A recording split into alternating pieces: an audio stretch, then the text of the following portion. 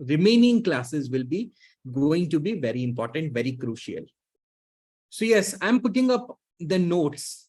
So we are doing some sketching. We are doing some conceptual work for all the sessions. For all the sessions, you will have this notes, class notes, available in the folder, in the shared folder, right? So you see here, this is the notes which is available for the first few classes. I am also putting some other supporting material also. So what I have just now done is I have also uploaded a PDF file, which is the solution template, which is the best practice which I have collected over many years. Right, just a minute.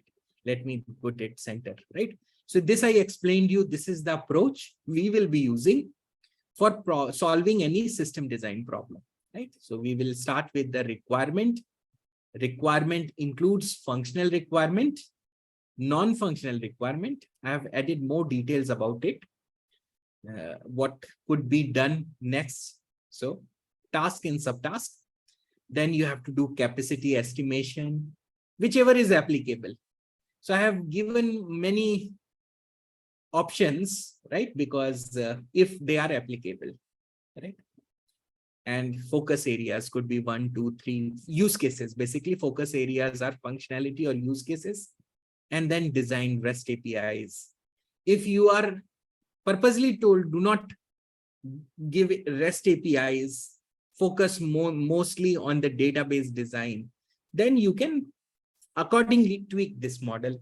But this is what you have to do in any system design interview for high-level design questions.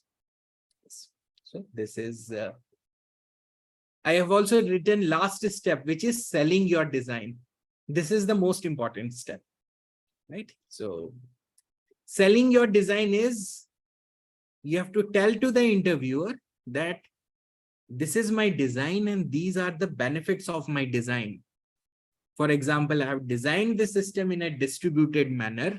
It does not have any single point of failure, and it has good caching. So there is less latency or whatever is applicable. You can talk about the scalability. This can be scaled vertically, horizontally. I have load balancing, a lot of other. I have given hints. I'll describe them in detail in almost all the problem solving which we'll be doing. And no other points. So you can refer that. So this is about a file which is known as solution template HLD questions. But yes, you have also the session notes also available here, right? So this is for class notes session 2. See, basically you have to do a lot of diagramming in system design interview. So system design interview is about taking notes and writing down the key features, key considerations, and then coming up with the diagram. So I would also advise you to make a habit of drawing these diagrams, because this is a very important skill. If you can do these skills, present these designs to the interviewer, he will understand that you are an architect, you have good problem solving skills, you have good technical skills, and you can drive any project as an architect, right? So keep going through it. And so these are notes which are available for all the sessions. And then we have the subsequent session. So what I have been doing is I also see the dashboard here. And in this, in all the sessions, say, for example, if I go to 3rd of June, right? And if I go to view attendance and view the topics, right? I see here, I have put all the topics which we covered. So in class 1, we have covered introduction to system design. We covered understanding the interviewer's perspective or understanding the expectation of system design interviewer.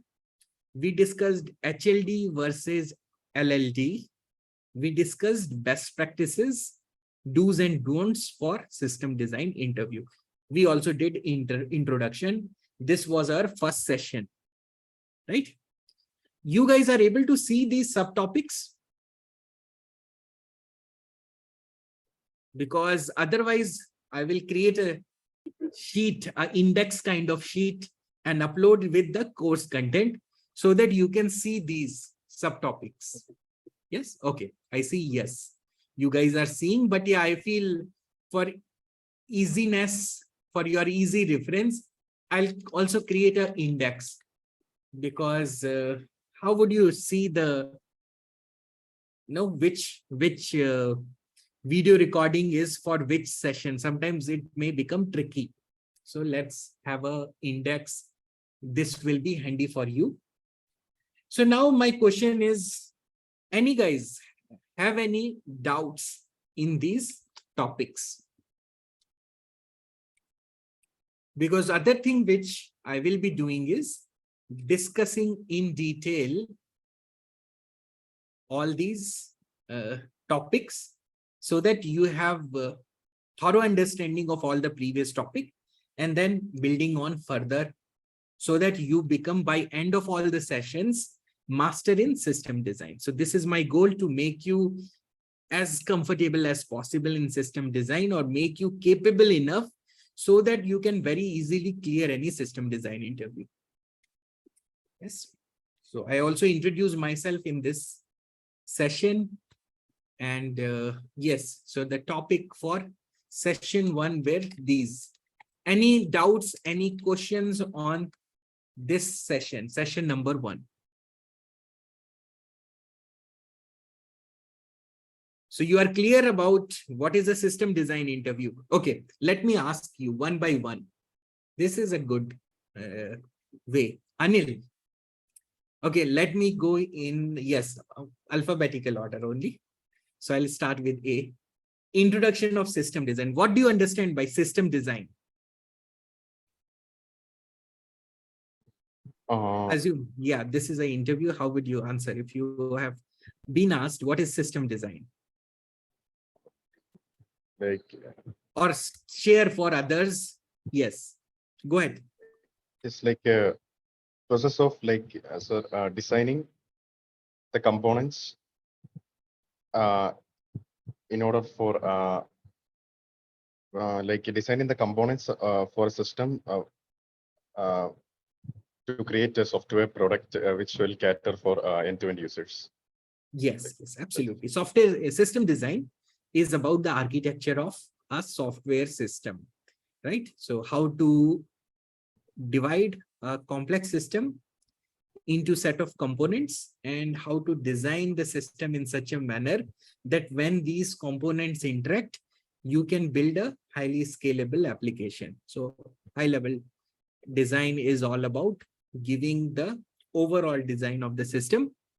And yes, there are two aspects in system design. One is high level design, other one is low level design, right? Now, next question I also asked, why are the system design interviews conducted? And what is the expectation of an interviewer in system design interview?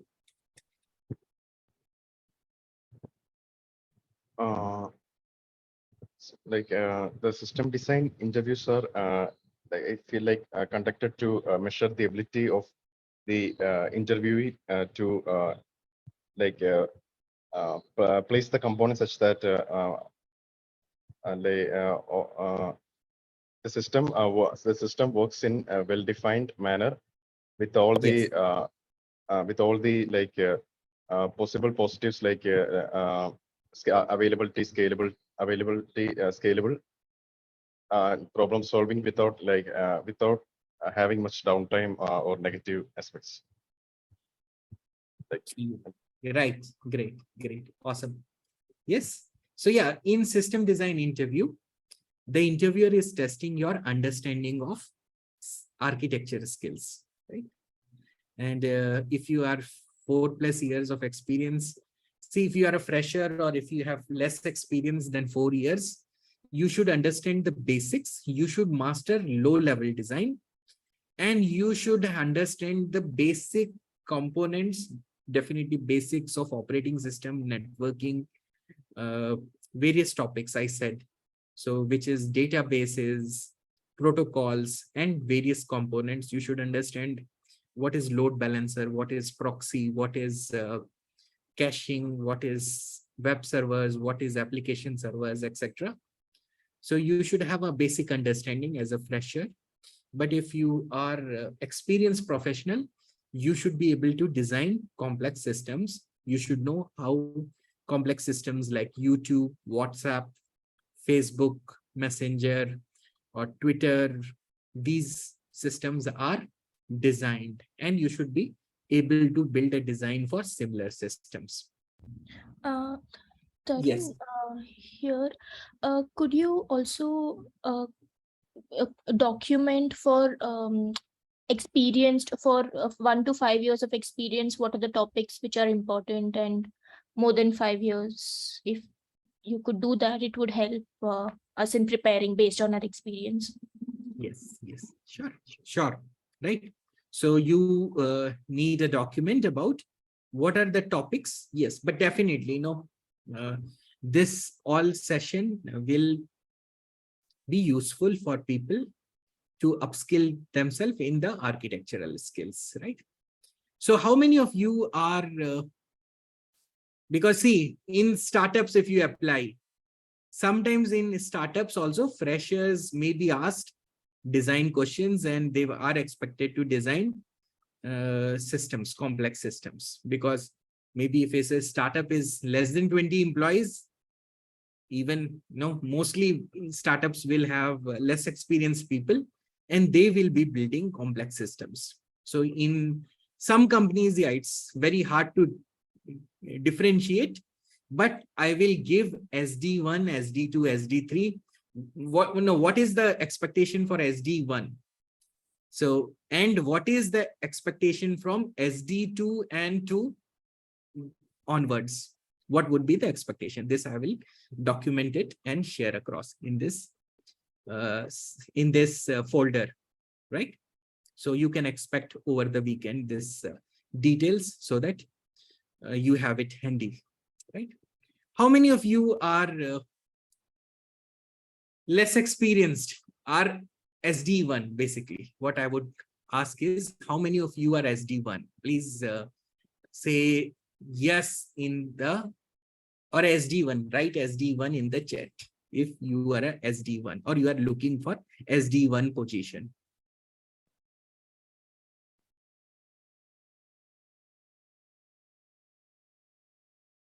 Currently SD1, but yes, how many years of experience you have, Sheetal?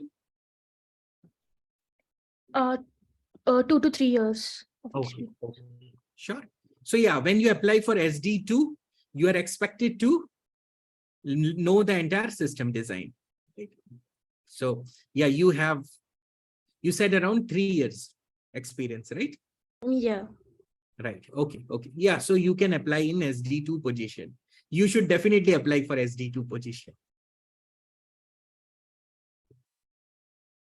Okay. Praveen is SD1 and you have 7 months of experience. Okay.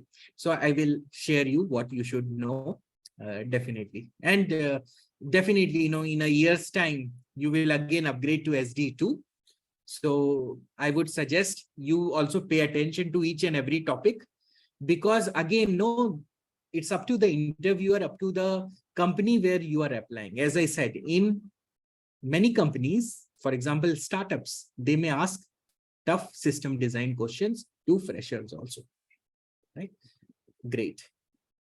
So Ranjana is SD3. So yeah, you need full understanding of system design. So with thorough understanding, you should know system design. Right. Great. Yeah, Tarun, I have a doubt. Yes.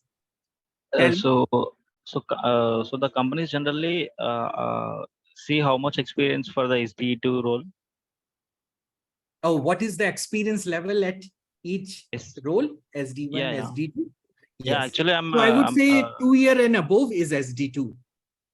okay. Actually, I'm 2021 passed out. So I'm Yes. working as a data processing executive in Cognizant.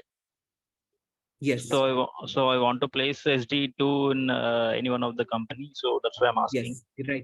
Right. Correct. Yeah. 2+ years you have. So you should apply for SD2. Yeah. Okay. Thank you. Right. See, yes.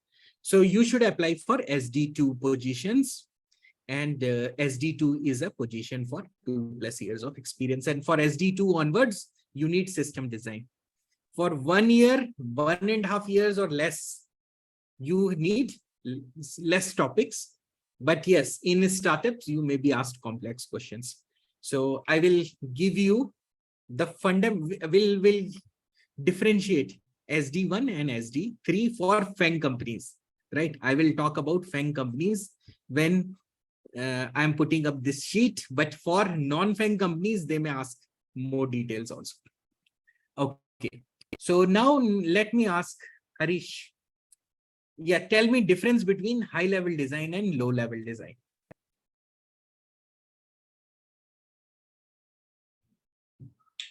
So whenever we capture the requirements, Mhm. there are actually on a broad level, two levels of I would say diversification of the design. Yes, So whenever the requirements are captured, so yes, we come to know about the components at a very higher level. yeah, What are the components? How they yeah, would be interacting or could be interacting, and then when this HLD is prepared and then shared it with the actual development team for a yeah, walkthrough or get into a development phase, then it's again broken down into several low level components, yes, yes, maybe class diagrams we can say, or right, database yes, design. yes, right, absolutely. Okay, nice. See, I will just rephrase what you said. See, high-level design is, as the name suggests, design of the overall system from high level.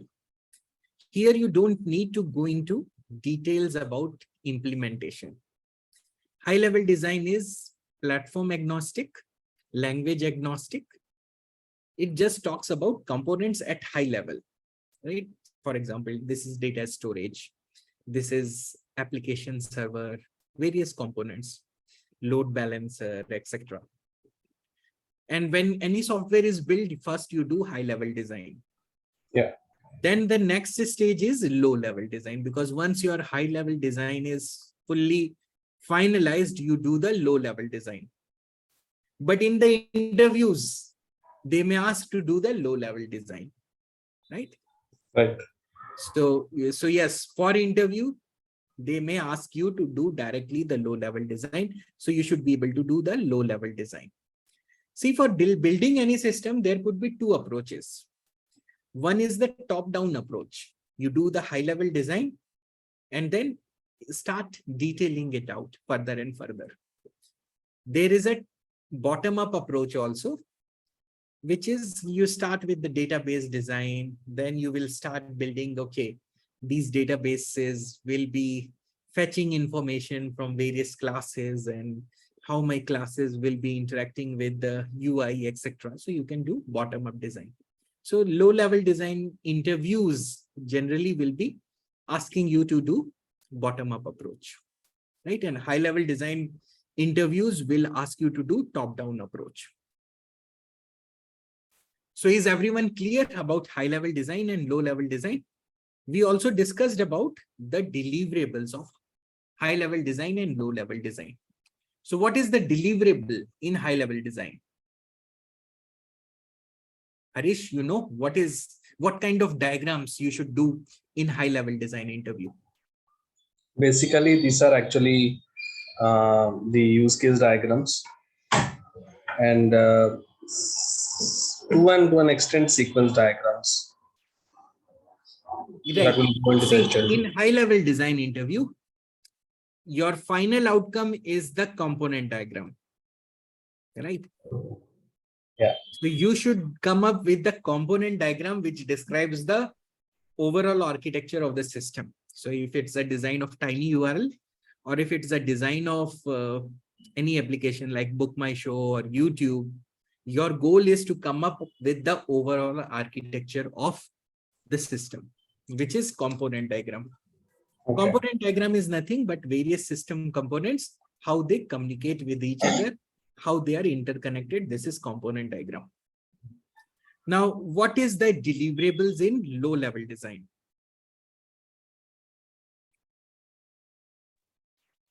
So as I said, like maybe in a very basic or crude level flowcharts, class diagram. Yes, right, correct. So in low-level design, you have to design class diagrams. You have to design database schemas, right? Database schemas, and database schemas can be described using ER diagram. Right. ER diagram stands for entity relationship. Relationship. We discussed this in our previous sessions, and it could also be described with class diagram. So this is about the database design or database schema. And definitely, you have other diagrams also for low-level design, which could be sequence diagram. Sequence diagram is talking about the algorithm, exactly the logic, how the functions will work in any system. You can also write flowcharts or activity diagram. So there are various ways of describing it. You don't have to pay too much of attention on the diagrams, notations. You have to pay more attention of ensuring that interviewer is understanding it, right? Okay. So yeah, you may use circles, you may use triangles, you may use different shapes and arrows. Although there are some standard, because industry follows UML standard. UML is another topic. Yeah, we will generally design applications using UML. UML stands for Unified Modeling Language. Yeah. But yes, this you don't need to know. You need to know how you should communicate better to the interviewer your design. That is what is your focus. Right. So yes. Basically, actually, one important thing which I actually try to explore, and Yes. maybe I would be maybe admitting also Yes. that I'm still lacking in that place. The thing is that whenever there is a low level design, it should be actually kind of good enough to validate with respect to the actual deliverables at the end. So Yes. This thing is still, like, I would say I'm not 100% explored. Okay. Good Yeah. question. Good question. I'll just repeat the question for others. See, now once you have done the low level design, how do you validate whether your design is complete or not? This is very important, because like you can test your code, you can also validate your low level design. You can also validate high level design. We will be doing it when we will be solving the problems. But yes, the process is you start with the requirements. Requirements, I mean functional requirements as well as non-functional requirements. In low-level design, functional requirements are very important. Yes. Now let me ask someone else, maybe Nivin. Yeah, tell me that what are various functional, non-functional requirements in high-level design? Scalability, availability, durability. Yes, we call it analytics, right? So which is availability? What else? Availability, scalability. Yes. What else? Consistency. Yeah, consistency, data consistency, right? Reliability. Yes. What else? Right? Could be fault Cost tolerance. effectiveness, security. Yes, fault tolerance, security. Performance. Performance, right?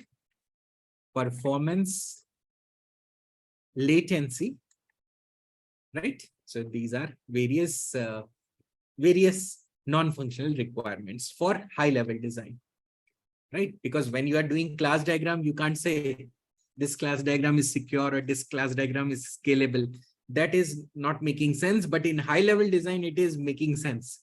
So when a high-level design is there, the way you should verify high-level design is, first, you should verify that all the functional requirement is satisfied. You have the components which take care of functional requirements.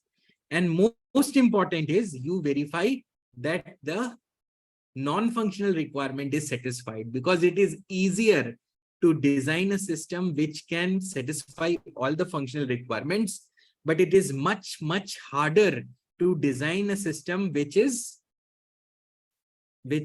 satisfying non-functional requirement, right? If I ask you to design search engine, right? People may design a search engine, right? Because yes, you need text parsing and then searching. You need to basically parse all the text, then index all the text. And then when search is given, you need to find from the index the results. This is a simple problem. But if I ask you design a search engine like Google, which can go through, scan billions of records and can give search results for millions and billions of users instantly. See, only the difference is non-functional requirement. Functional requirement remains the same, but when non-functional requirement changes, then the task becomes very difficult. So maybe not everyone will be able to design some search engine like Google. Only expert architects will be able to design such a highly scalable system. It is also highly available system. It also satisfies all other criteria, like it is secure, it is consistent with respect to data, it is also fault tolerant, and it is also secure and high performing and also having low latency, right? Now tell me, Nivin, next thing is, what are the non-functional requirements for low-level design? Capacity requirement. Capacity, what capacity? API design class diagram. APIs, no. APIs are, yeah, APIs will be covered with the functional requirement. APIs are functionality, right? I'm talking about non-functional requirements. Okay. Right. So non-functional requirements are requirements which cannot be associated with any functionality. They have to be present for all the functionality in You are asking about the low level design, right? Or in low level design. Yes, in low level design. Right. Are there non-functional requirements valid or not? We discussed in many classes the non-functional requirements for low level design. What are these? Good thing is, yes. So yeah, let me help you recall. In high level design, if you are designing a system, say like YouTube, yeah, YouTube has different set of requirement. For example, in YouTube, latency should be low. When you are watching the video, the performance of the UI should be fast. If live show you are watching, you should see immediately the event as it is happening. Maybe slight delays allowed, but it could not be lagging by multiple seconds. So there are different set of requirements for different kinds of high level design, right? So if you are designing a system like WhatsApp, there are different set of requirements. Here, not too much of bandwidth is required if you are just designing text messaging or some system like Twitter. Maybe some other high-level design will be important, others may not be. Right? There is different variations. But in low-level design, whatever is the question, the non-functional requirements remains the same throughout, right? So it does not make sense to discuss non-functional requirement in low-level design because it is always the same. I'll give one example. One is code maintainability, right? So when you do any low-level design, the non-functional requirement is maintainability, extensibility, reusability, etc. Right? Basically, how to write clean code, how to write code which is maintainable, extensible, modifiable, and it's efficient.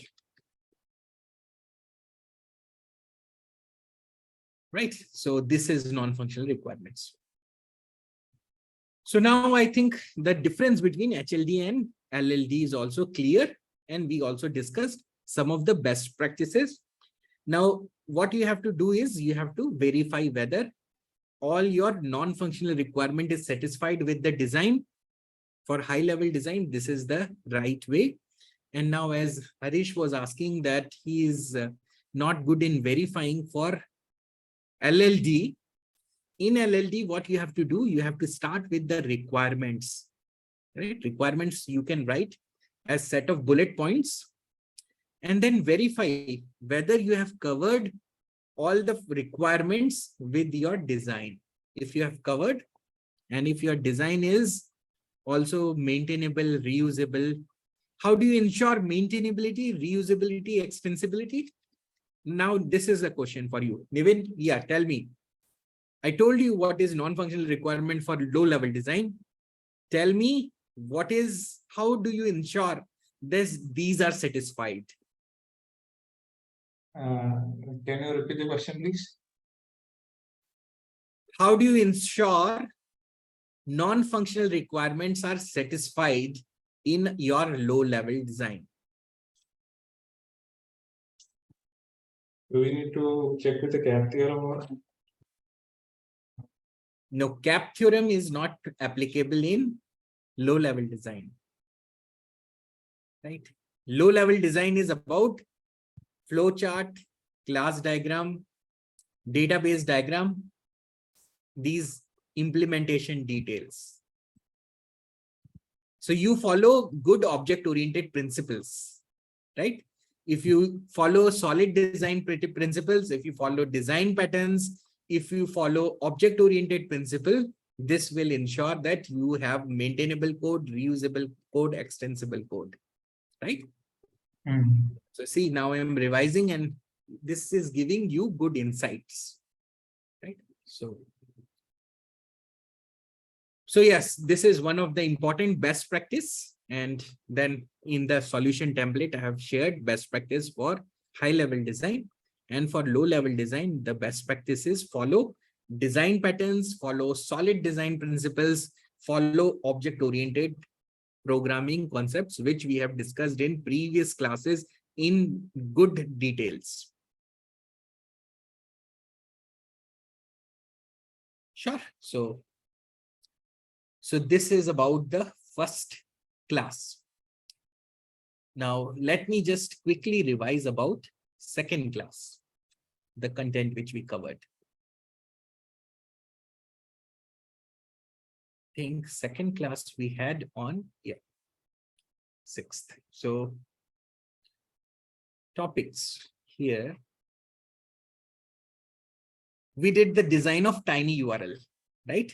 High level design of tiny URL. We did high level design of tiny URL in the next class, because in the first class I gave you what is high level design, what is low level design, and next two classes I discussed how to do high level design for a simple application, which is tiny URL, because tiny URL is a simplest application. You give a big URL, you get a short URL, right? And other way around, when you type the short URL, you should get redirected to the long URL. This was the problem. We did high level design for this. We also discussed CAP theorem in this session. So yeah, let me also open this sheet so that you can recall and I can ask you some doubts. If you, yes, let me open this sheet. Yes. So yes, I'll ask Funny. Funny, tell me about cap theorem. Yes, I have Oh, this sheet also open. Yes. yes. So cap theorem basically C means consistent Yeah, partitioning, go ahead. and Yes. always there is only two exist, but three won't exist. Okay. That Okay. means consistency availability when they are existing, partition won't exist. When Yes. partitioning consistent, I mean it's like that. Yes. Uh, Absolutely. and on the on that day you explain various principles, various examples like regarding the food order application, right? Yes. Yes. Yes. Absolutely. Yeah. So you discussed about for each, for example, for consistency, you explain one example, and for availability also, you explain different examples. Yes. Yes. Great. Great. Yes. So we discussed about consistency. We had discussed about availability. We discussed about what is partition tolerant.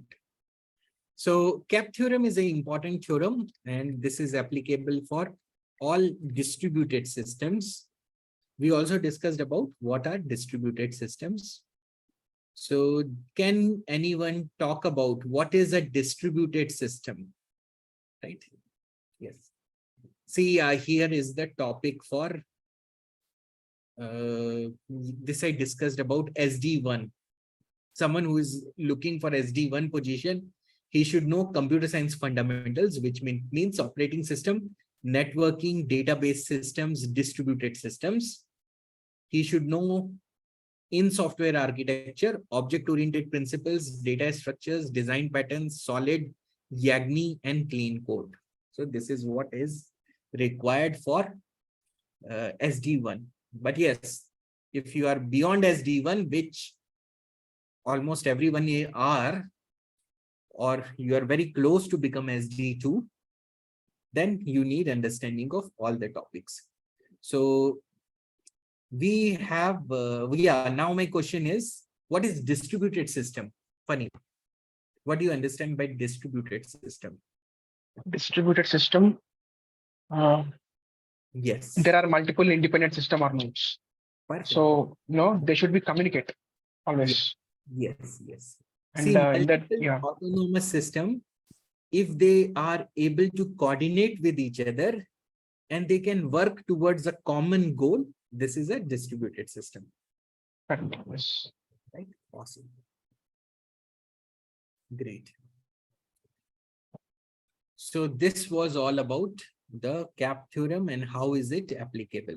Now, can someone talk about in tiny URL, what is important? Consistency is important, availability is important, partitioning tolerance is important. What is most important in tiny URL out of all these three?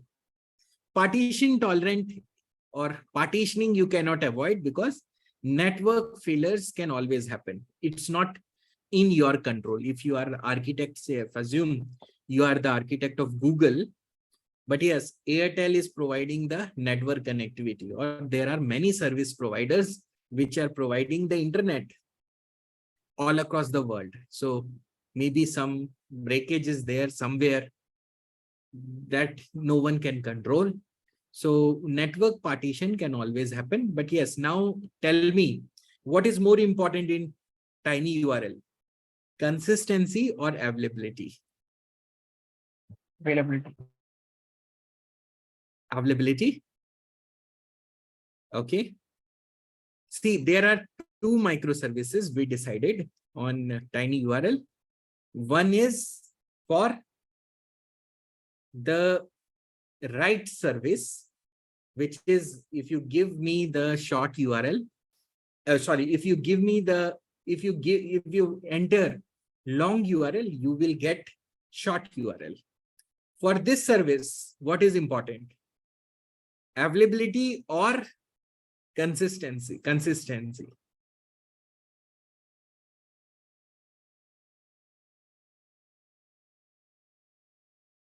See here, when you are writing consistency is important. Yes, because if you have Isn't same it time both? URL generated for multiple URLs, Shouldn't it be both? you cannot have both. Cap theorem. No, but two can be possible, right? Like consistency and availability is possible. As per Yeah, Cap theorem. partition tolerant you cannot control, right? I said no. Partition tolerance is about networking. You cannot have availability and consistency together, Okay. right? So more simplified way, because as I said, the network is controlled by some other party, Airtel, and right, network failures will always happen, however good Okay. the network is. So you have to tell which is more important, right?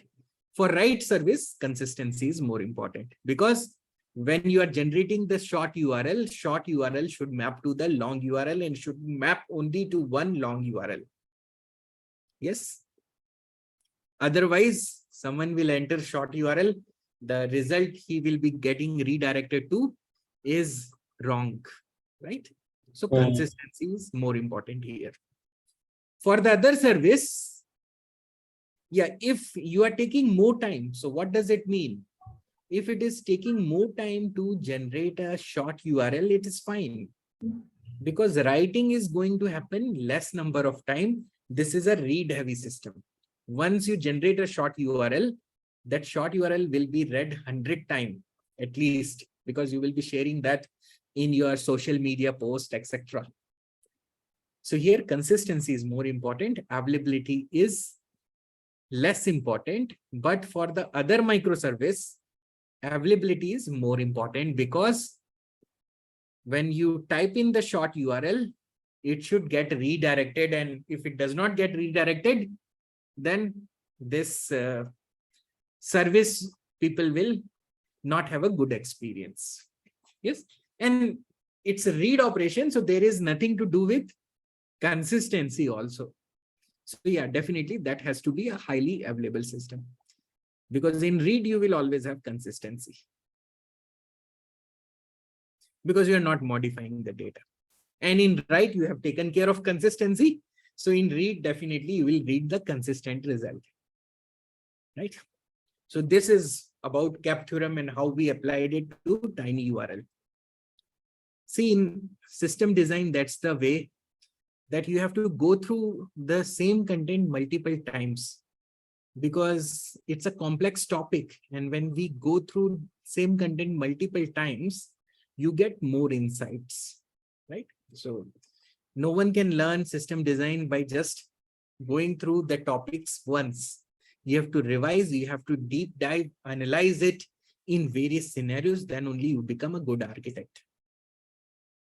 Great. So now this was what we discussed in the second session, and see, in system, we came up with the system design. So we came up with the capacity calculation, capacity estimation, or back of the envelope. So we started with functional requirement. We then did non-functional requirement. We did the high level design, which is the component diagram, right?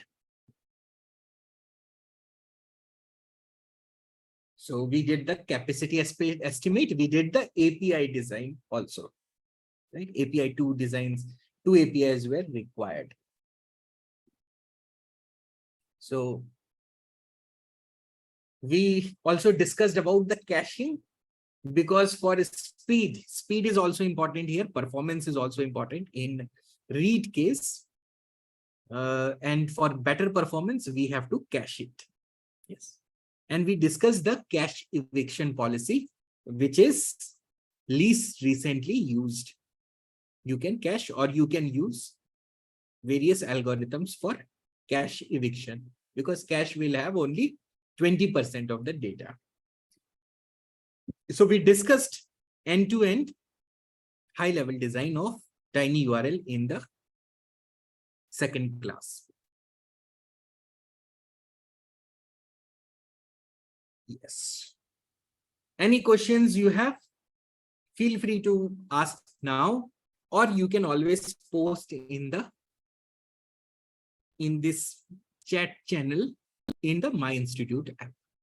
right? Or you can ask in the next class whenever I'm having Q&A sessions.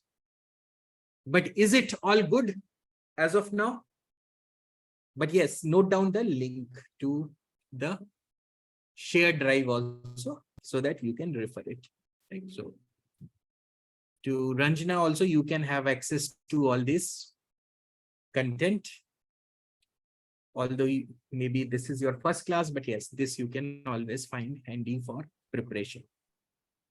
Yeah, but can you please share this drive link? Drive It's a Google URL. Drive. Oh, Yeah. I will paste it now in the chat so that whoever does not Yes. have it can note it down. So in the chat, it will be coming. Now, next thing is, yes, let's move on to the low level design of tiny URL, which we discussed in the next class. Is it good to revise? Or you want, shall we continue revision, or you want me to quickly do the revision? I believe it is making sense because see, the mastery is important. Your width is not important, but your depth is important. Yes. So we discussed on the various concepts on low level design. Yeah.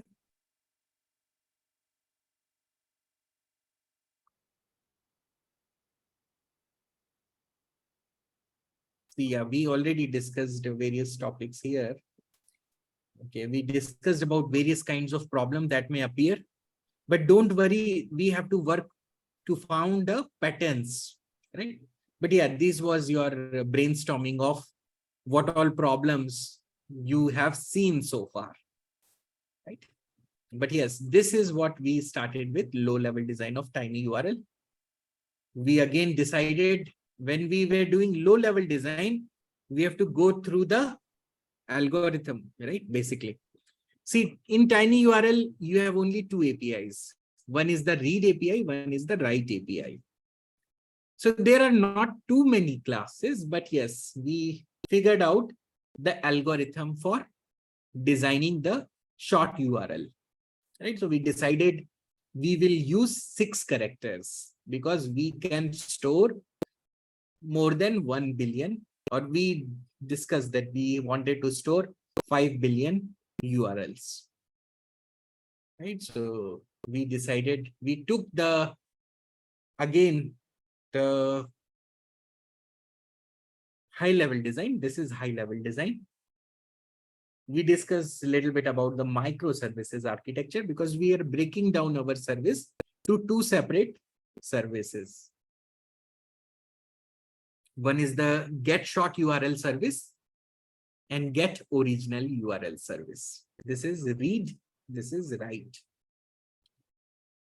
And then we discuss the class diagram.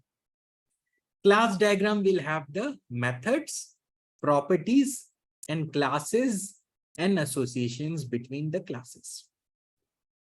We also discussed the database diagram, database diagram. Actually, the database will contain only one table here. Very easy because we were focusing on the most viable product, which is you store the short URL along with the long URL so that you can retrieve it later efficiently, right? So we discussed the algorithm of how to generate short URL. We also created the sequence diagram. This is the sequence diagram, right? So we created sequence diagram for read and write cases. Also how to update the cache, doing cache eviction, etc. Right? So this is about low level design of tiny URL. With recording and notes, you will get full understanding of how to do well. If this question comes in any form, high level design or low level design, if you go through these notes and recording, you will definitely get strong higher rating because this is based on many interviews and many mentoring which I have given to various architects. Can this form a base if we are going and writing AWS architect or cloud architect. Yeah. Will this help in that? This Definitely. Yeah, computer science fundamental. Yeah, all these components you can map it, right? So in so this you will because every cloud provider has their own yes, terminologies or own correct. proprietary way of defining things. And Yes, the design approach can be applied anywhere, whether in AWS or Azure or Google Cloud Platform. But see, the implementation details are different because in Amazon, you may call it EC2. In Google Cloud, you may call it Cloud Compute Engine, right? yeah, In Azure, you may call it something else, yeah. right? But yes, basically, all the cloud technologies are similar, and you need to know system design in order to become a cloud architect, Right. right? Because you have to design So high scale. so this course will definitely help us. Is a And base, yes, base, yes. yeah. And then if you know this, it is just a small delta which you have to go into specifics of the platform for whichever certification you want. So to we'll do. have to go and maybe learn about the mappings of each and every concept Yes, of this base to whatever the things they actually offer. Yeah. correct. Yes. Thank you. Perfect. Okay, nice. So now we'll talk about the fourth session. Fourth session is we discussed about the building blocks of system design. Yes. So let me open my topic list also here. So for the next session, which we had on 10th, I believe. Tarun, Yes. Yeah, go ahead. Yeah. Yes. So I think maybe for revision wise, no, I think we can go through the recordings, but as we have just 8 classes left, maybe can we We look should into resume and cover more topics, right? Perfect. Yeah. So that is good idea. So yes, I will just go through this session and then we will resume from where we left, and we'll have this session for up to 10:30 because we started on 8:30. And yes, we'll cover the remaining part of our previous session, which were design of Book My Show. But yes, let me cover this. And then gradually going forward, I'll revise on other topics also. Because yes, if I revise all that I have covered, it would be too heavy for you guys also, right? So yeah, we will keep doing this so that you also build a thorough understanding of what all we have covered. Also, how many topics are left for us to cover? Right. Yes. So topics, we will discuss that after this. Yes. What all are left? What is left? Yes. Okay. And then we will plan accordingly. Great. Awesome. So we discussed these topics, which is key components of system design. Right? Key components of system design means we discussed reverse proxy, forward proxy. We discussed load balancers. We discussed web servers. We discussed application servers, cache, message queue, databases, firewall, API gateways. So we discussed the concepts behind these key components. Ramesh, do you understand all these components? Any questions about this? Because we discussed about reverse proxy and forward proxy. Yeah, understood, but I need to recall. Yeah. Yeah. Right. So, For forward proxy used to filter the request. yes. And, Yes. Right. So proxy is the proxy servers which you use. Reverse proxy is the proxies which is request Yes. come from the outer network to internet. Then it can be worked as a load. Absolutely. Yes, yes, yes, absolutely. Right. So And basically, reverse proxy is like your gateway, which is distributing. It is similar to load balancer. Right. And forward proxy is a proxy server, right? We in many organizations you have proxy, which is the intermediate between your browser, and whenever you make any request, proxy server will request on your behalf. It may use caching also.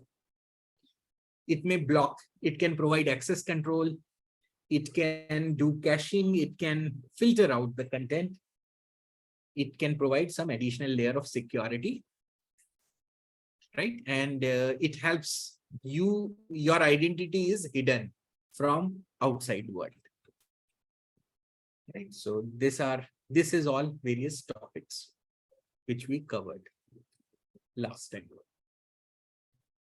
So now let me open the notes from the previous session and we'll build upon where we left in the previous session. sir, I missed 1 or 2 classes. Did we cover DB sharding? No, sharding is yet to be covered. I'm going Okay. logically. So we covered, right. Then after these classes, we covered low level design, which was object oriented principles. And we covered design patterns, right? So yes, if you see here, I have also started listing, say, we discussed tiny URL, then we discussed how to scale to, just a minute, let me see if I can increase. Yes, now see, scaling a website to 1 million users, how to build a large scale website, web application. Then we discussed the database concepts. Database concepts were mostly around SQL, about joins, about query optimization, about transactions logs, right? So these are the asset properties, fundamentals which you need to know in order to solve any low level design question. And then we discussed object oriented concepts, overloading, overwriting. So yeah, we covered a lot in session 10, almost all the concepts. Then we discussed solid principles. We discussed design patterns, all kinds of design patterns, creational design patterns, and behavioral design patterns, structural design patterns. And then we covered last time LLD of Book My Show. Yes. So in LLD of Book My Show, we were designing Book My Show application. In Book My Show application, user will select the city. He will select a theater and a hall within that theater, and he will select a seat which he wants to book. He will book that seat for a particular show, right? So he will select a show time and then book the seat. And then, yes, next thing is he will pay, and then booking confirmation will come to him. So this is all about Book My Show, the requirements. I think everyone would have used Book My Show. So you are familiar with what is the functional requirements of Book My Show. Yes. And we were discussing low level design of Book My Show because I was focusing on database design and normalization of Book My Show. Yes. Normalization of tables of Book My Show, because this interview was low level design interview, which we were discussing here for Book My Show, because there is the complexity. And we did a tough design exercise last time where we decided user table will be required, which will have user details. Movie table is required. we got stuck about how to take care of seat booking because a seat is available in multiple shows. Yes, so there was a complexity here. So we created another entity, which was show seat. We say that a seat is not just a seat in a theater. Seat is when you see a single physical seat, there is multiple show seats, which is there in a single physical seat, because the same seat will be available in the morning show, in the afternoon show, and in the evening show. Assume there are 3 shows. So basically we created a abstract entity, which is, we call it show sheet. Yes. So this was the class diagram, also the ER diagram for the Book My Show. Yes. Any questions, doubt on this? See here, one user can have multiple bookings. See here, the cardinality is important. These are all association. There is no inheritance here, because payment, booking, show, movie, show sheet, seats, these are independent of, there is a kind of a relationship here. So no inheritance is there, all associations. No container, yeah, there could be containerization here, composition. Yes, but yes, every entity can exist independently. So here you have seats. Seats are available in show, right? So here shows are there in, multiple shows are there in the hall. Multiple halls are there in the theater. And show will have one movie which is played at a time. Yes. So this is all our design class diagram for Book My Show. Show sheet will have the show ID and the seat number. Show sheet is nothing but a seat number and the show ID plus price, because same seat may be 200 rupees for morning show, but in the evening show it could be 300 rupees. So price is also there, right? So if you have to design the table show seat, yes, so let me start. Yes, so here let me recap few things. Yes.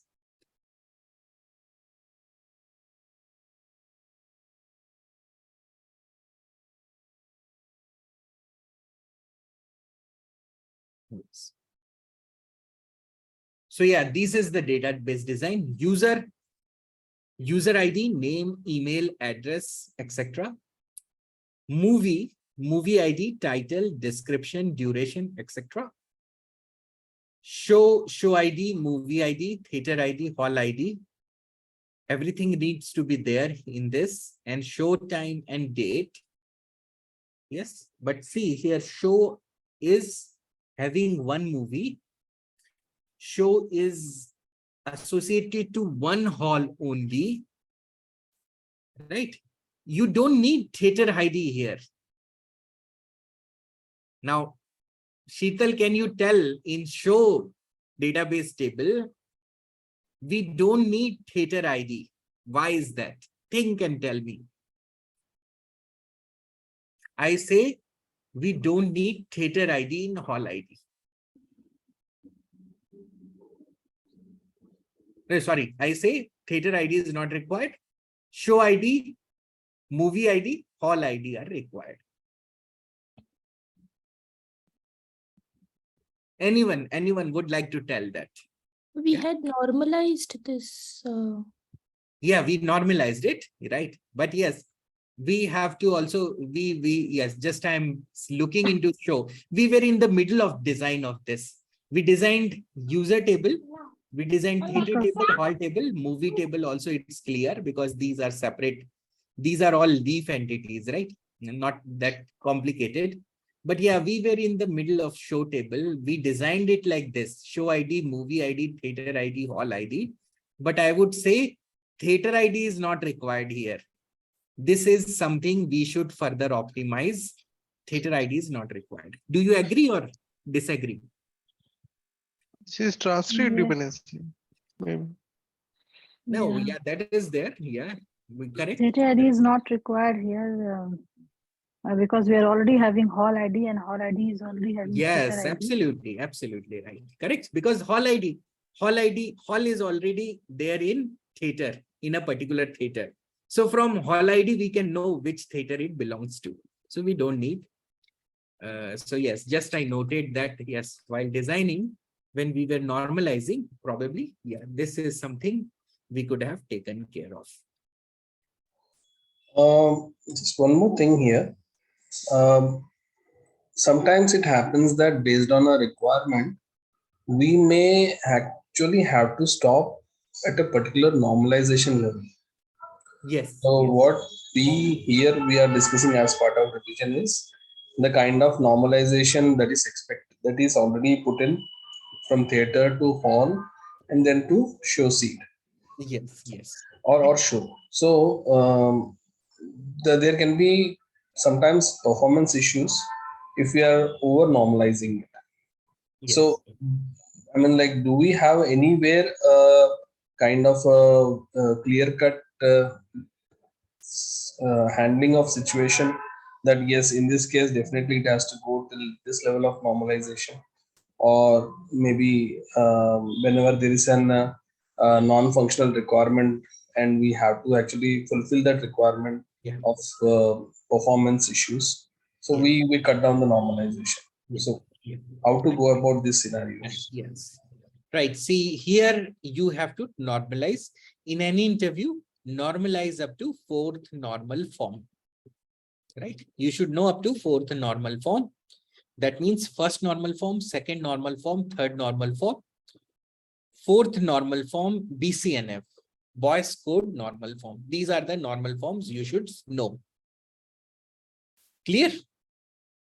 Now, what actually happens in real world is when you run the database, sometimes you may not get the performance with normalized table.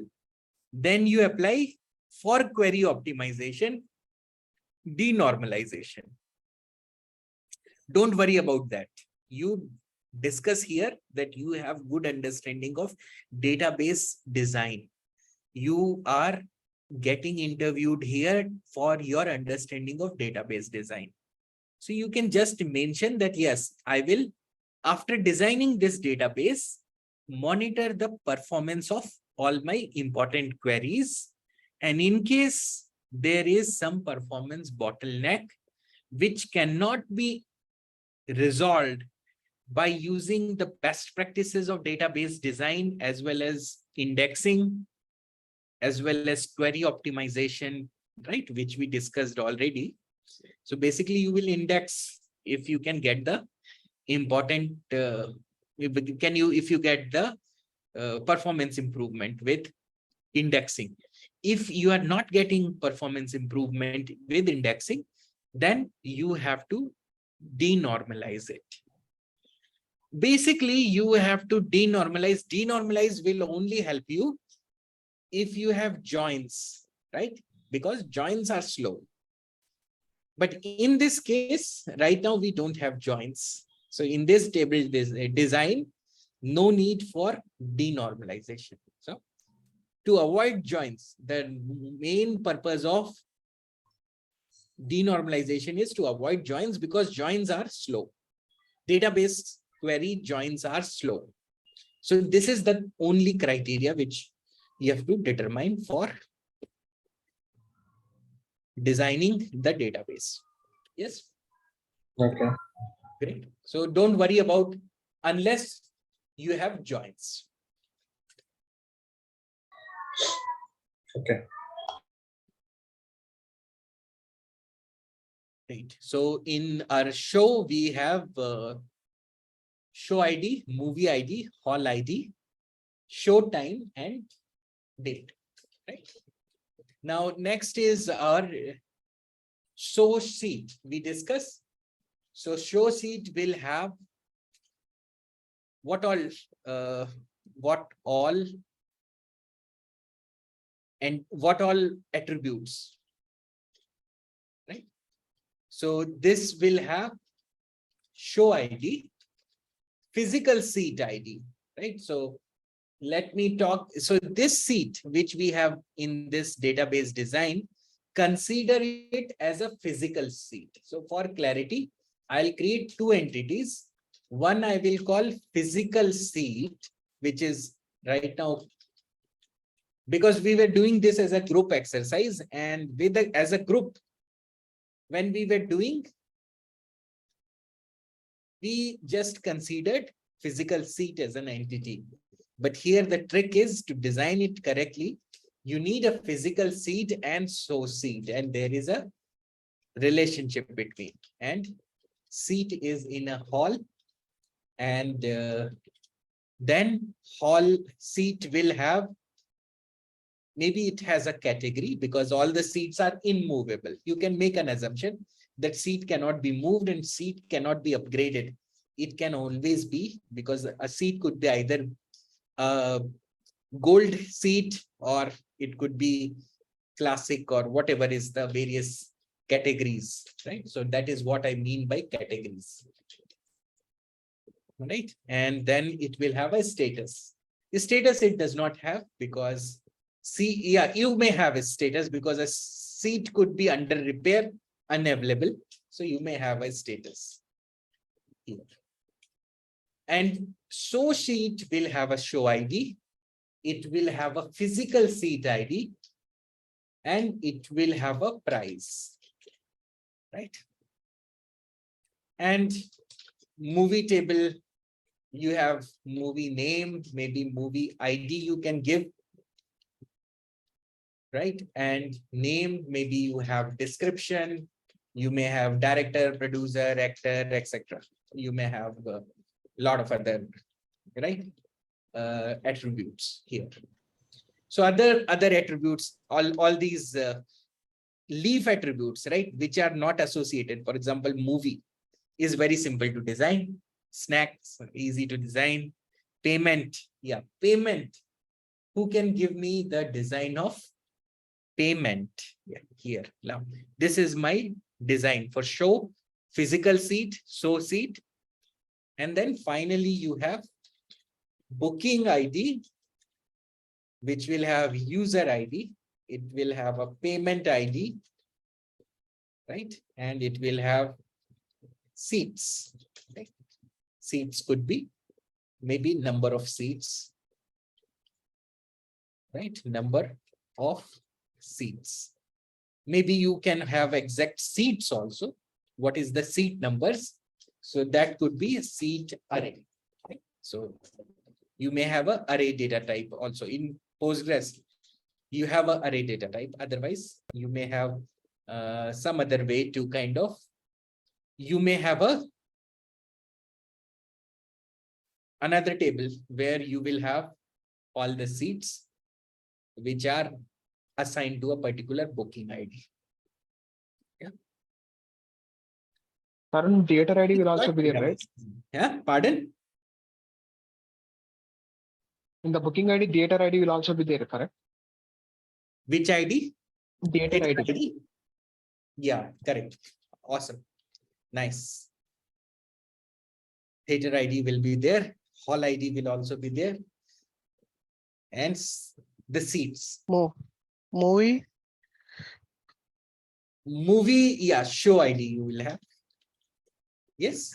Show ID and movie you can display for user friendliness. Yeah, but yeah, always a show is associated with a movie. So you may have a movie details also, right? Correct. Now, what will be in the payment? Yeah, you may have booking time, booking, etc. Some more details could also be there. That is not important. Important is association and how you are modeling your database design. correct? Now payment will have So payment ID that payment will be ID, given, yes, definitely. and maybe timestamp will It be we can. is associated with the booking ID. Yes, right. So see here, a booking ID can have a status.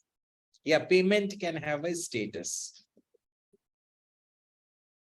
And medium like credit card, phone pay Yes, application, Google Pay. medium, yes, and time, etc. Right? Time, date, time. So basically, you may have multiple payments for a booking ID. Because if some payment has failed, you have to take care of the transaction history. But yes, if successful, one only you will have one successful payment per booking ID. Yes. If the And payment is also, success, then you will change the booking to confirm status and you will allocate the seats.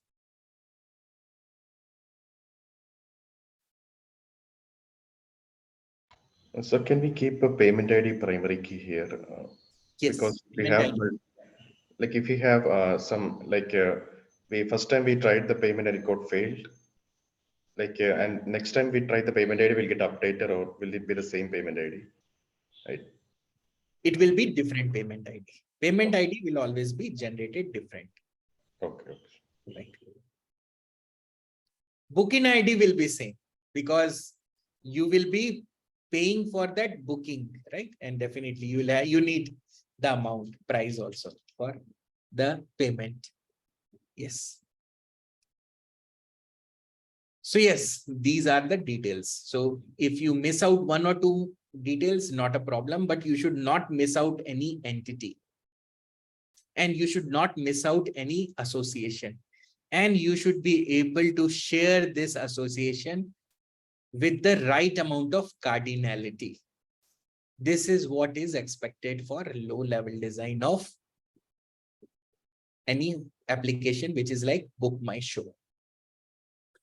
Right, and this completes the database design for Book My Show.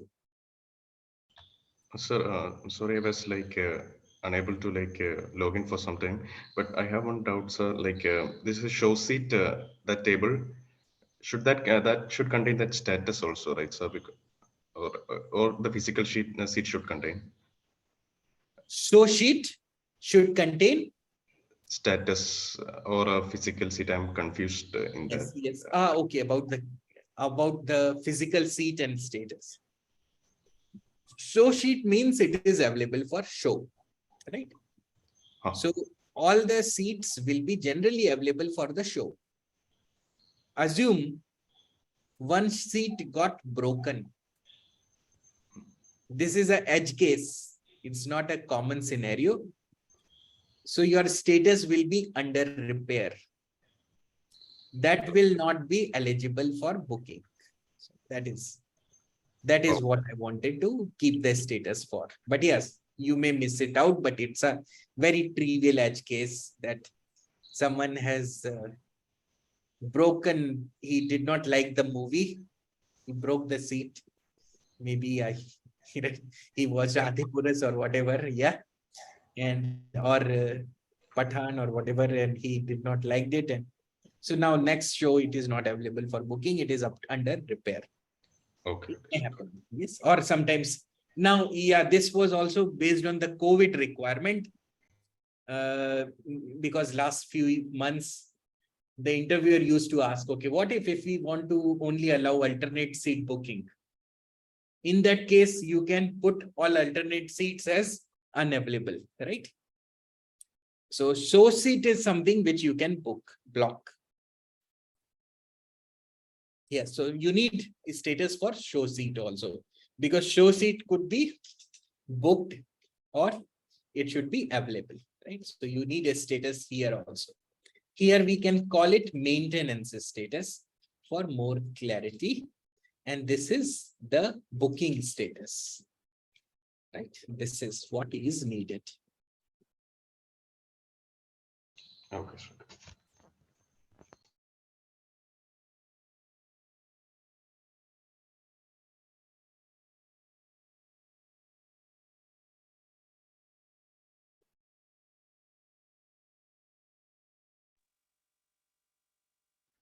how we'll handle such kind of case, like someone has selected the seat, or but Yes. did not, the payment has not yet confirmed. Yes, right. Yes. So now, very important problem here is that if suppose there is one seat available for a show, and there are thousands of users who are trying to book at the same time this one seat. Right. So how will you take care of ensuring that only one person is booking the seat, and for others it is showing it unavailable, right? So let me draw here. This is your show seat table. Right? You'll have availability in this. So you will have many seats which are available. Basically what we'll have is you'll have various rows which will be there for each of the seat. So first one is seat ID 1. And maybe the price is 100. This is price. This is, we have show, right? Definitely for a particular show. Let's talk about, we are considering for a particular show. Let's talk about status for this seat. Yeah. And also status is also booking status is available. Yeah. So basically, yes, what you have is a show ID and a seat ID. Yeah. So show ID here. No, show ID also. We assume this is for one particular show. So what we have is a seat, show sheet ID and price. And as I said, there are 1,000 people who are interested in. So this is one person. This is another person. Let's say 3%, 2 or 3%, or any number of persons are there who are trying to book it. So how do you ensure that no concurrent requests are being made? So here what you have to talk about is you will have a concept of locking. So what if one request can, in order to modify the seat, basically when you are booking the seat, you are modifying the booking status. So first thing what you have to do is you have to lock the table. If the table is locked, then no other can write at the same time. So if any other attempt will come, this will be denied.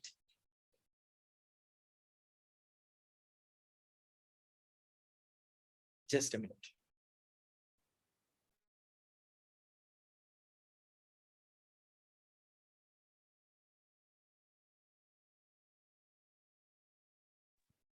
So yeah, with lock, you can ensure that only one request is able to update this table. And in the status, you will have various status. One is available. This could be discussed as a state diagram. But Other status for such a huge volume, will a pessimistic locking be a good option, or maybe we should go for an optimistic locking? Right. Yes. Good question. See, the pessimistic locking is important here because optimistic locking generally you do when, say, for example, you are doing code check-in, right? In that, when there is a conflict, then you resolve it. This is optimistic locking. So you assume that, yes, all the developers are working in different modules. There is less chances of conflict. Here, optimistic locking will not work. You need to have pessimistic locking. Right? That means you are always assuming that there are high chances of conflicts. Because if some movie is there, interesting movie is there, like Pathan or Adipurush. No, sometimes what happens is, say for example, a user has selected a couple of seats and he's still not decided. He is taking another 5 to 10 minutes. So that is what, yes, That is what I am discussing. Yes. So yes, here. So what happens is the same seats maybe are also already selected by other users, Correct. and they are maybe progressing towards payment, Yes. Yes. and maybe they have booked it. So what will happen is when this particular set of seats are blocked, Yes. some kind of a locking. Maybe I'm not sure if it's a pessimistic, but some kind of locking is definitely needs to be applied. But Yes. it will be like kind of first come first serve basis. So Yes. whoever books it first, for them the lock will be applied, and for the rest maybe another message. Yes. Yes. So yeah, I'm discussing one approach. There could be multiple right answers, but I am discussing what is I would design if I would have been the architect, right? So here one approach which I discussed is pessimistic locking. I'll lock the row and this user request will be able to modify this. So whenever the statuses could be either available, booking in progress, because I understand that payment will take time. During that payment process, I will keep the seat blocked for this particular user, because if I don't block, then other person will book it. Yes. So in this situation, I need a status which is booking in progress and booking confirmed when payment is successful.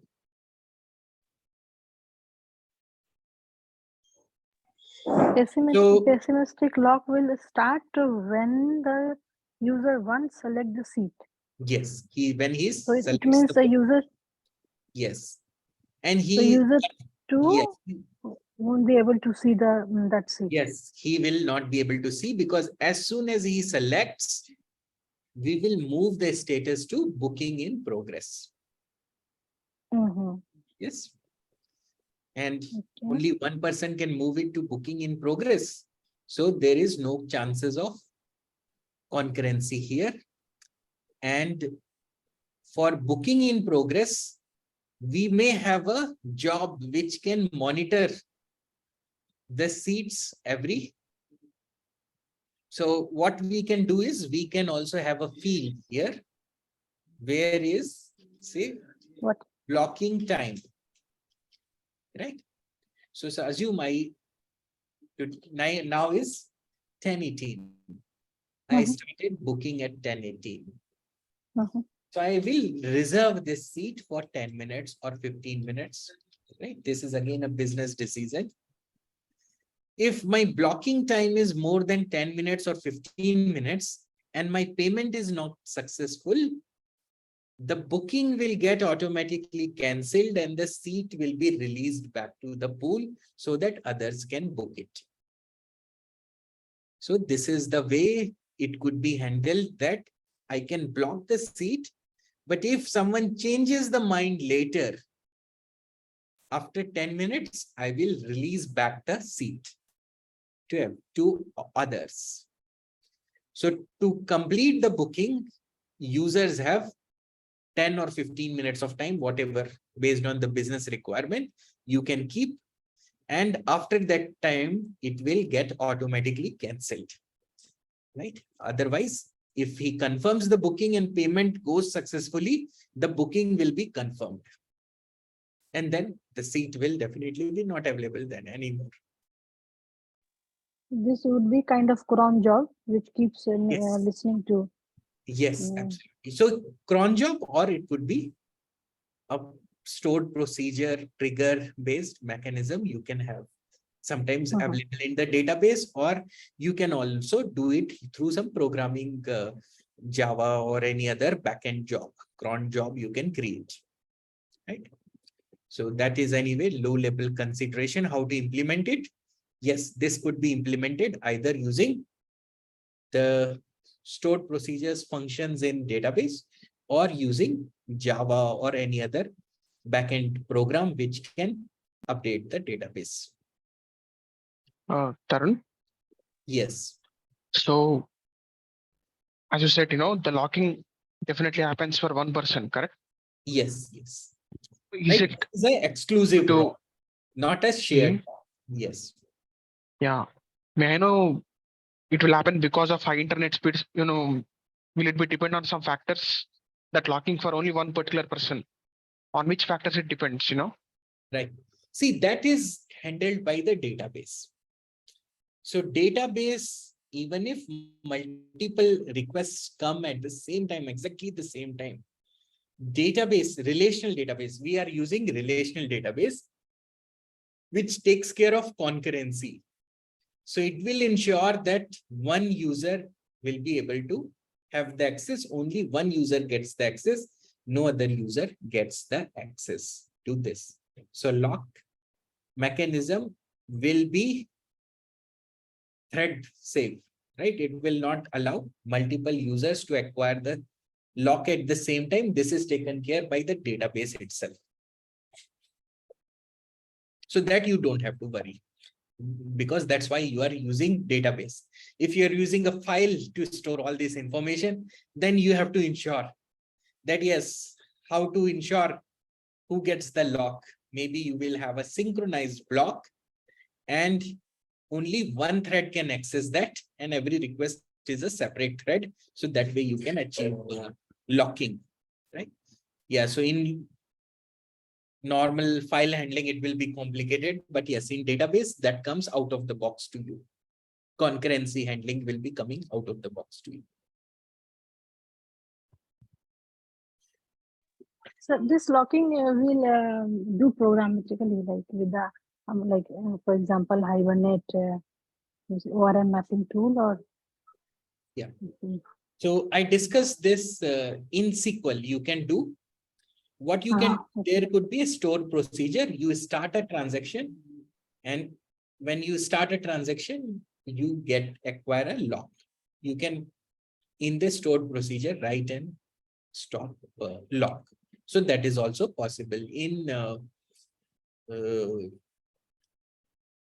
database itself. Yeah, you can do it in Hibernate also, because Hibernate will write the SQL query in the background. And yes, you can have this locking done at the framework level as well. But I would suggest do the database level locking here, because this is low level design questions, and this is the easiest way to implement. Why not use the capability of database lock itself? This will be most reliable way to achieve locking. Okay. Right?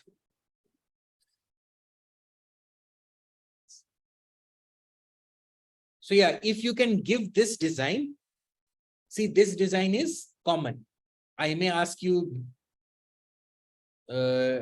design an app for hotel booking. Similar approach you have to use. Design an app for IRCTC, train booking, right? Similar design. You will be able to handle, because now you understand the complexity. It's all about seat booking or hotel room number booking or train ticket booking, right? Or it could be similar booking applications, bus seat booking or flight seat booking, all will have similar algorithm. So this is how you have to ensure. Important question here is, how do you ensure only one person is allocated the seat? Because there should not be any conflict. Because if you have that conflict, then this is not functionally correct design.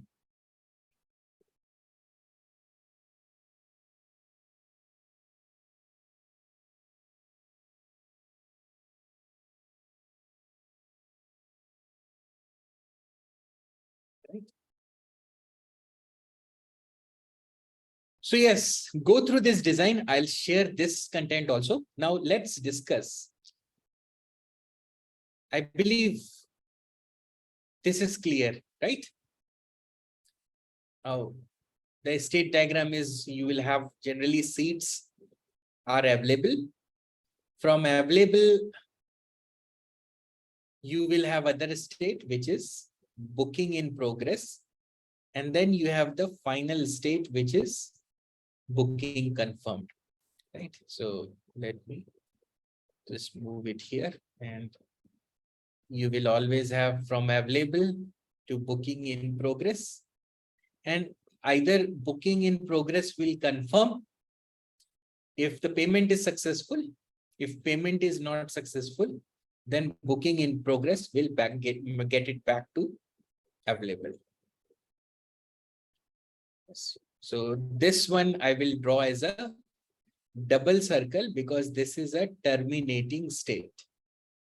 Yes. So you may draw it like a, so this is your termination state. And this one is your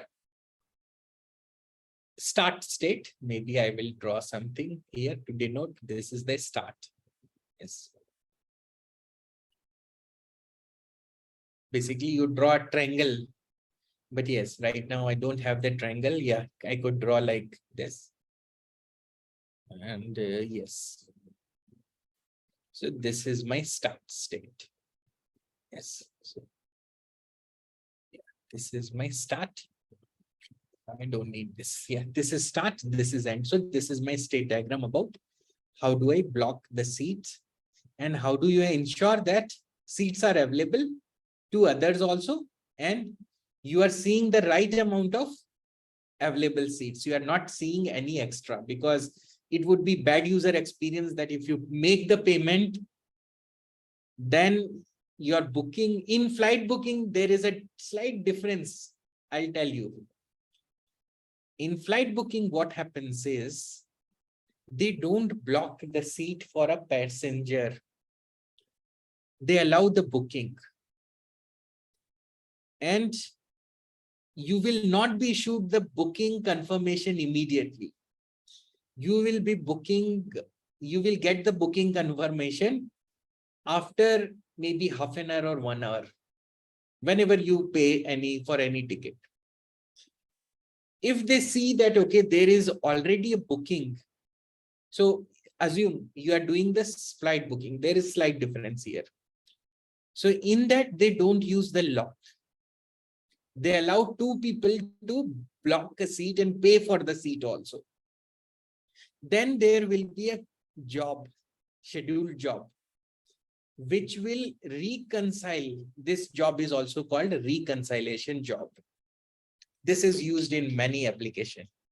Reconciliation job, right? Maybe double L is there. Yeah, the spelling, yes. Reconciliation job. This will do a check every 1 hour that are there any duplicate bookings. If there are duplicate bookings, they will refund the ticket for one passenger and they will say, sorry, your booking could not happen, or your flight ticket price has changed, or right. If there are some other alternate, they will suggest other alternate.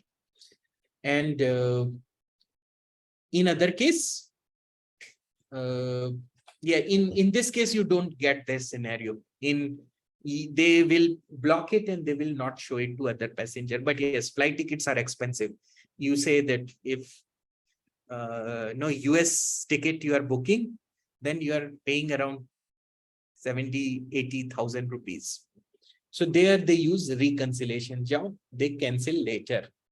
In hotel booking, there is another even slight other variation, which is they even allow you to come to the hotel because they see that sometimes there could be no shows also.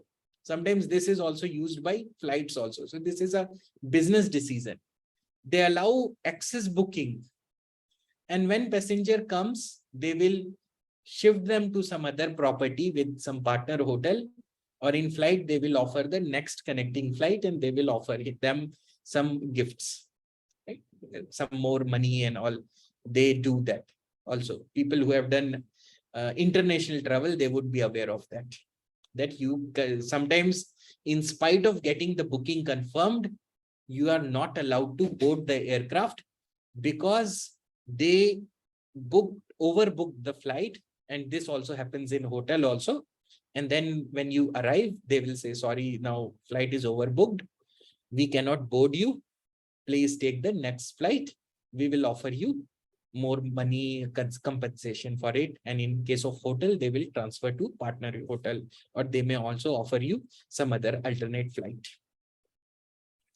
Right. So all these booking scenario, you should be able to discuss with the interviewer, and this will enable you to crack this problem in the interview.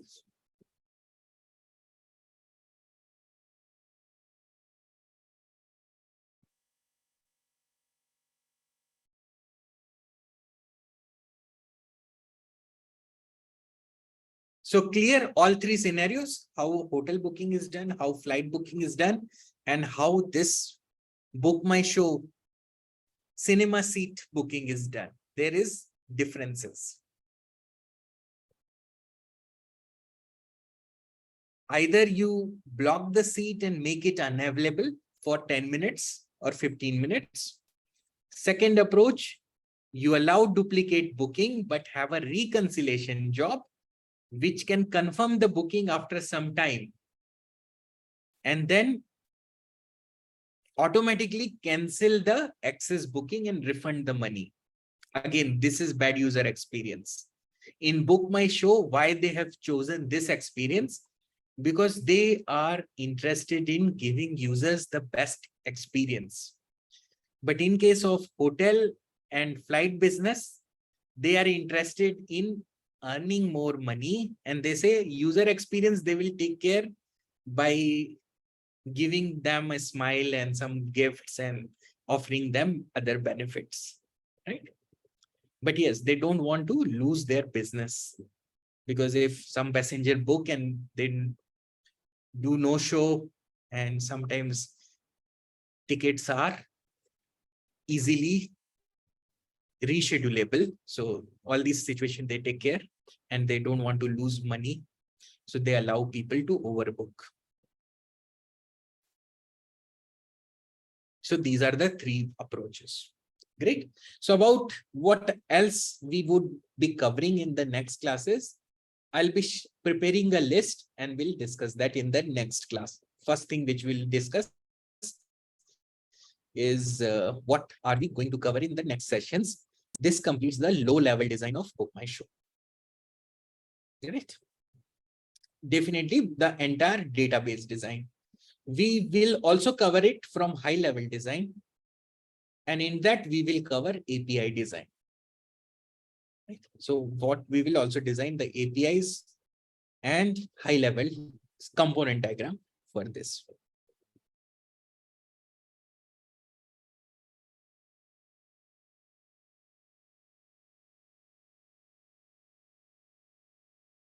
Great. So are you all now able to understand this design of Book My Show well? Say yes if you are clear with this. If you have questions, or if you are not clear, you may say no, or say 50%, 80%, whatever you understood from the database design of Book My Show. I will recap the normalization once again in the next class, and we will also discuss what are the topics which we will be covering. So we will be covering sharding next.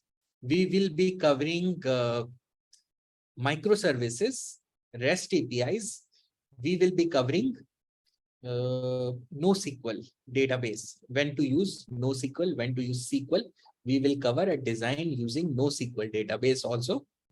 So these are mainly the topics which we will be covering, and we will be covering message queues, right? So these Caching, multi-threading. Multi-threading you want to cover. Okay. Caching also we have not covered. Caching we covered. Eviction policy. Caching is all about different kinds of caching. We can recap it, no problem. So we'll discuss that. What is left, what you want to cover, what we will do that in the next class. But yes, And would also like to know what will be the use cases that will be covering. yes, right. Yeah, this will do. Yes. Right. Again, we'll see. Your thoroughness is more important, because if you are understanding few design, then definitely you can extend to multiple use cases, because you never know. Even if you do 20 use cases, in the interview, you may get 21st. So do not mug up the solution, but familiarize yourself with the approach, design approach. So the way I'm designing is incrementally designing the solution. And I'm also reasoning why I'm doing. I'm also giving you alternates, because interviewer may say, okay, no, I want the booking, overbooking is fine for me. He may say, no, we want maybe some other job. We don't want people to not see a seat, but it may appear after some time because some blocked seat are the person who was doing the booking changed his mind, etc. So yes, and you should be aware of all variations. You should be aware of what are various ways, approaches you have to do to implement it. So we'll cover high-level design topics and we will cover each and everything. So again, I'll make you comfortable to crack system design interview. And don't worry about exact number of session. Plus minus session will always be possible. If we are, if some of the topics are not covered, I can ask for extra sessions, extra classes. We can go with extra classes, right? But yes, be assured that you will cover all the topics which can make you clear the system design interview, right? So this is the scope of session and all kinds of interview. It could be, if you can clear in the FANG company, which is the target of these classes, FANG companies like Facebook, Amazon, Microsoft, Google, definitely, you will be able to clear in the tier 2 companies like Oracle, SAP, JP Morgan, ENY, or many other companies, Salesforce, and any tier 2 company, or even startups, right? Paytm, Zomato, Swiggy, Oyo, etc. You will be able to crack that as well. Pay attention to the approach and solution will automatically come. Great. So I see, nice. Many people have understood this well. No, it's anyone who did not understand, they can also say no. That yes, I'm not aware or I'm not clear. Maybe we can have a Q&A revision at some time, right? Not immediately, but after some day.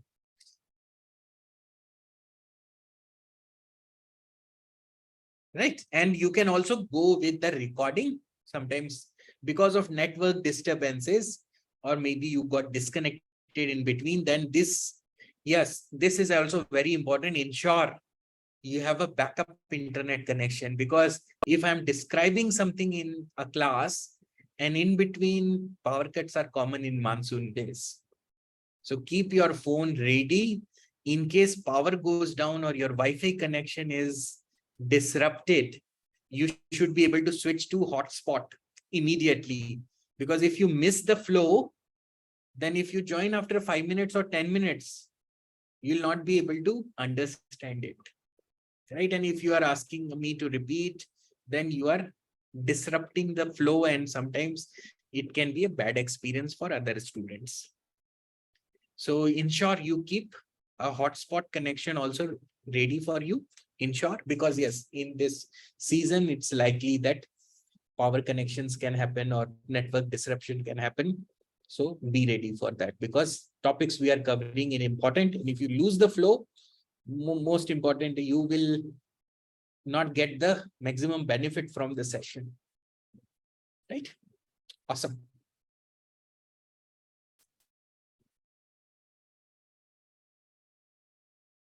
Sure. See you then in the next class on Saturday, 8 p.m. Yes. Great. Awesome. So anything else you can share on the My Institute app to me. I will respond. Your queries can also be asked there. You can send me queries and I will, in the next class, discuss the curriculum. I will also share some assignments. and also the process to solve the assignments. And we'll continue this. Great. See you. Bye. Good night.